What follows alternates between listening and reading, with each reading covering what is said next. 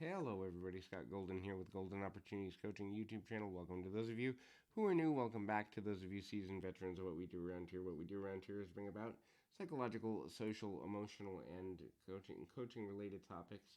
And we try to do that in an audio format as often as we can, usually multiple times per week, sometimes daily, although my recent schedule hasn't allowed that. In any event, if you're looking for ways to live a smarter, more complete life, would love to be working with you, coaching you.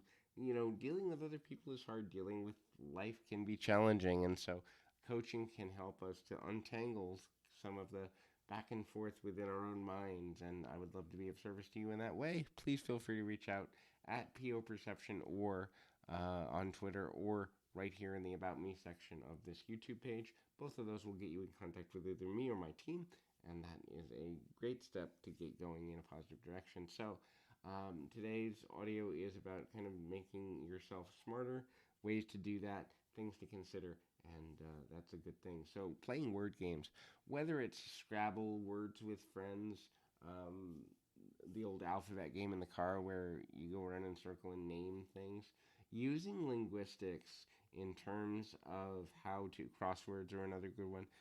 Using linguistics in terms of problem solving is important because the better vocabulary we have, the better ability we have to describe how we feel, what we're experiencing, our emotional state, and communication is at the center of words, and words are at the center of communication. So the more comfortable we are with words, the easier it is to navigate social interaction, which then leads to almost branches out into almost every area of life. The next thing to consider is reading.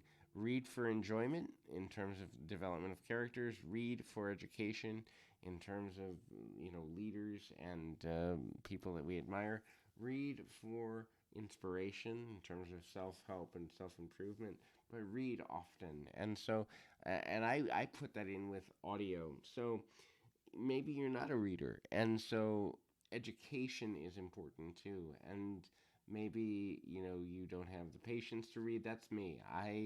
I will consume content, but it has to be audio. I can multitask and the, kind of unconsciously take in most of an audio book much easier than I can discipline myself to sit down and read, especially with my phone ringing for work, and I never know if I'm going to be able to, finish a chapter. But I can always pause a podcast or audiobook or whatever.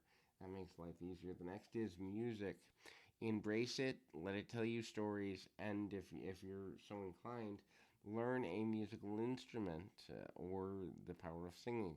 The discipline and practice required to become good at any of these things is important in terms of repetition, seeing the value of progress, being able to be creative. It unlocks certain parts of the brain. The more that one is able to see the link between music and creativity, the smarter they'll be because they're unlocking parts of the brain that aren't generally unlocked in other areas of life for many people. The next is journal or find a way to get your thoughts down. Now you can do that electronically, just keeping a running pad of ideas for emails, or you can do it in a written form. It doesn't really matter. Some people choose audio journals. I know a couple of people I've worked with over the years have kept an audio journal that they later turned into a book. But keeping a constant way of getting your thoughts, ideas, feelings, concepts, things you'd like to change down actually does make you smarter because it makes you, again, be accountable to your emotional state, kind of reflect upon what you're dealing with, deal with things in a reflective way. You can go back and look at how far you've come, but also it activates the part of the brain that deals with problem solving in a new way. Speaking of new way, find ways to create opportunities to learn a new skill, a new habit, a new hobby, or a new discipline for work.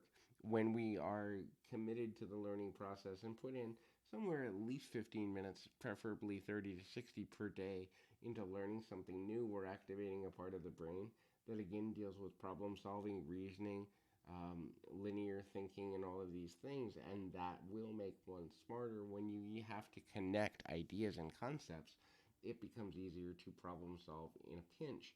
The last is consistency of exercise. Now, it doesn't necessarily matter what exercise you do. Could be calisthenics, could be yoga, could be mental exercise like meditation, but commit to a practice where you're stretching your body, mind, and spirit on a continual basis.